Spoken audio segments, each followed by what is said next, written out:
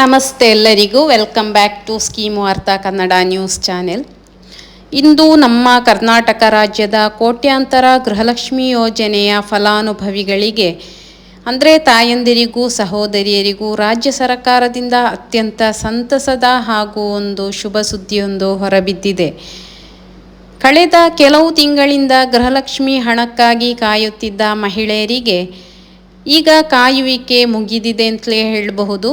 ಯಾಕೆಂತ ಹೇಳಿದರೆ, ಮುಖ್ಯಮಂತ್ರಿಗಳಾದಂತಹ DK ಶಿವಕುಮಾರ್ ಹಾಗೂ ಮಹಿಳಾ ಮತ್ತು ಮಕ್ಕಳ ಕಲ್ಯಾಣ ಇಲಾಖೆಯ ಸಚಿವೆಯಾದಂತಹ ಲಕ್ಷ್ಮೀ ಹೆಬ್ಬಾಳ್ಕರ್ ಅವರು ಒಂದು ಸ್ಪಷ್ಟನೆಯನ್ನು ನೀಡಿದ್ದು, ಯೋಜನೆಯ ಬಾಕಿ ಕಂತುಗಳ ಹಣ ಬಿಡುಗಡೆ ಪ್ರಕ್ರಿಯೆ ಅತ್ಯಂತ ವೇಗವಾಗಿ ಆರಂಭವಾಗಿದೆ.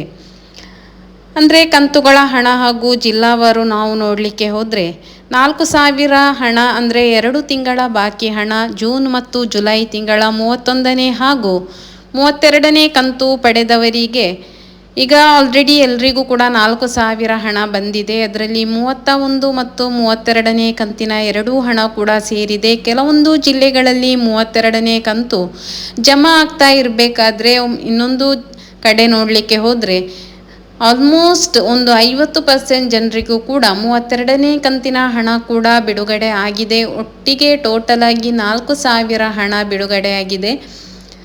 ಕೆಲವರಿಗೆ ಒಟ್ಟಿಗೆ ಹಣ 4,000 ಹಣ ಬಂದರೆ, ಇನ್ನೂ ಕೆಲವು ಗೃಹಲಕ್ಷ್ಮಿಯರಿಗೆ 2,000 ಹಣ ಬಂದು 2-3 ದಿವಸದ ನಂತರ, ಅದು ಬಿಟ್ಟರೆ 1 ವಾರದ ಒಳಗಡೆ ಇನ್ನೊಂದು 2,000 ಹಣ ಕೂಡ ಜಮಾ ಆಗಿದೆ. ಎಲ್ಲರ ಖಾತೆಗಳಿಗೂ ಕೂಡ ಬಂದಿದೆ.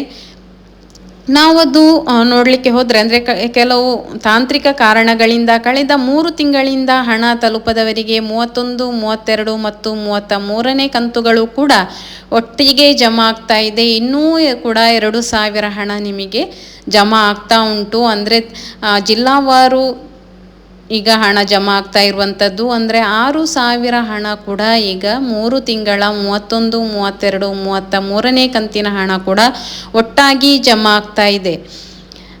ಇದರಲ್ಲಿ ವಿಜಯಪುರ, ಕಲಬುರಗಿ, ಯಾದಗಿರಿ, ಧಾರವಾಡ, ಕೊಪ್ಪಳ, ಬೆಳಗಾವಿ, ಬಾಗಲಕೋಟೆ, ಗದಗ, ಹಾವೇರಿ, ಬಳ್ಳಾರಿ ಈ ರೀತಿ ಮುಂತಾದ ಜಿಲ್ಲೆಗಳಲ್ಲಿ ಅಂದರೆ ಉತ್ತರ ಕರ್ನಾಟಕದ ಆಲ್ಮೋಸ್ಟ್ ಎಲ್ಲ ಜಿಲ್ಲೆಗಳಿಗೂ ಕೂಡ ಗೃಹಲಕ್ಷ್ಮಿ ಯೋಜನೆಯ ಹಣ ಬರ್ತಾ ಇದೆ. ಇನ್ನು ದಕ್ಷಿಣ ಕರ್ನಾಟಕದಲ್ಲಿ ನೋಡಬೇಕಾದ್ರೆ ಹಾಸನ, ಕೋಲಾರ, ದಾವಣಗೆರೆ, ಚಿಕ್ಕಬಳ್ಳಾಪುರ, ಮಂಡ್ಯ, ಚಿತ್ರದುರ್ಗ, ಮೈಸೂರು, ಶಿವಮೊಗ್ಗ, ರಾಮನಗರ ಮುಂತಾದ ಜಿಲ್ಲೆಗಳಲ್ಲಿಯೂ ಕೂಡ ಹಂತ ಹಂತವಾಗಿ DBT ಮೂಲಕ ಹಣ ಬರ್ತಾ ಇದೆ.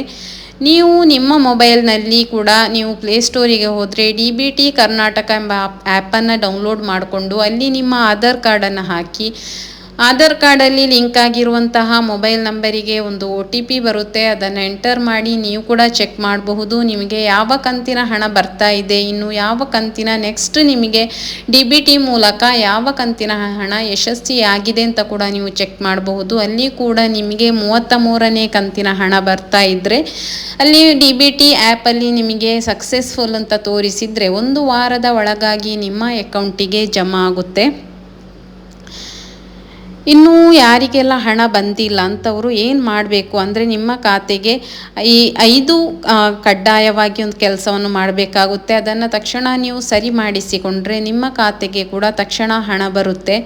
ಒಂದು ಆಧಾರ್ ಕಾರ್ಡ್ ಸೀಡಿಂಗ್ ಮತ್ತು DBTಯನ್ನು ಸಕ್ರಿಯಗೊಳಿಸುವುದು, ನಿಮ್ಮ ಬ್ಯಾಂಕ್ ಖಾತೆಗೆ ಆಧಾರ್ ಲಿಂಕ್ ಜೊತೆಗೆ DBT ಆಧಾರ್ ಸೀಡಿಂಗ್ ಒಂದು ಆಪ್ಷನನ್ನು ಆ್ಯಕ್ಟಿವಲ್ಲಿ ಇಟ್ಟುಕೊಂಡ್ರೆ ನಿಮಗೂ ಕೂಡ ತಕ್ಷಣ ತಿಳಿಬಹುದು ನಿಮ್ಮ ಅಕೌಂಟಿಗೆ ಹಣ ಬಂದಿದೆಯಾ ಅಥವಾ DBTಯಲ್ಲಿ ನಿಮಗೆ ನೆಕ್ಸ್ಟ್ ಮುಂದಿನ ಕಂತಿನ ಹಣ ಸಕ್ಸಸ್ ಆಗಿ ಜಮಾ ಆಗಿದೆಯಾ. ಅಂದರೆ ಮಹಿಳಾ ಮತ್ತು ಮಕ್ಕಳ ಕಲ್ಯಾಣ ಇಲಾಖೆಯಿಂದ DBT ಮೂಲಕ ಪುಷ್ ಮಾಡಿದ ತಕ್ಷಣ ನಿಮಗೆ ಅಲ್ಲಿ ಸ್ಟೇಟಸನ್ನು ಚೆಕ್ ಮಾಡಬಹುದು. ನಿಮ್ಮ ಅಕೌಂಟಿಗೆ ಬರುವುದಕ್ಕಿಂತ ಮೊದಲೇ ನಿಮಗೆ 33ನೇ ಕಂತಿನ ಹಣ ಜಮಾ ಆಗಬಹುದಾ ಅಂತ ಕೂಡ ನೀವು ಚೆಕ್ ಮಾಡಬಹುದು. ಅಲ್ಲಿ ಸಕ್ಸಸ್ ಅಂತ ಬಂದರೆ ನಿಮ್ಮ ಅಕೌಂಟಿಗೆ ಹಣ ಡೈರೆಕ್ಟಾಗಿ ಬರುತ್ತೆ.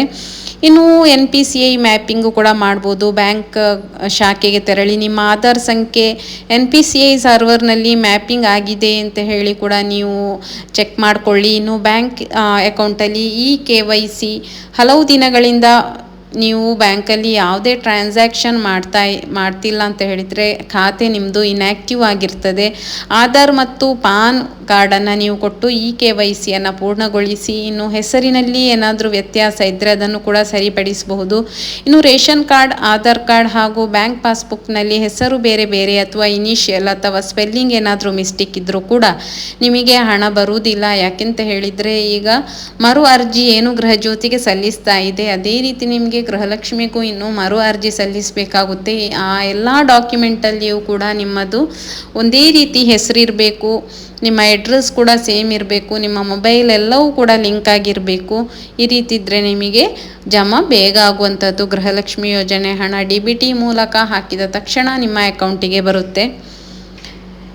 ಇನ್ನು ಪೋಸ್ಟ್ ಆಫೀಸಲ್ಲಿ, ಸಾಮಾನ್ಯ ಬ್ಯಾಂಕ್ಗಳಲ್ಲಿ ತಾಂತ್ರಿಕ ತೊಂದರೆ ಇದ್ದರೆ ನಿಮ್ಮ ಹತ್ತಿರದ ಅಂಚೆ ಕಚೇರಿಯಲ್ಲಿ ಇಂಡಿಯಾ ಪೋಸ್ಟ್ ಪೇಮೆಂಟ್ಸ್ ಬ್ಯಾಂಕ್ ಅಂತೇಳಿ ಅಲ್ಲಿ ಒಂದು ಖಾತೆಯನ್ನು ತೆರೆದು ಅಲ್ಲಿ ಕೂಡ ನೀವು DBTಯನ್ನು ಸಕ್ರಿಯಗೊಳಿಸಬಹುದು.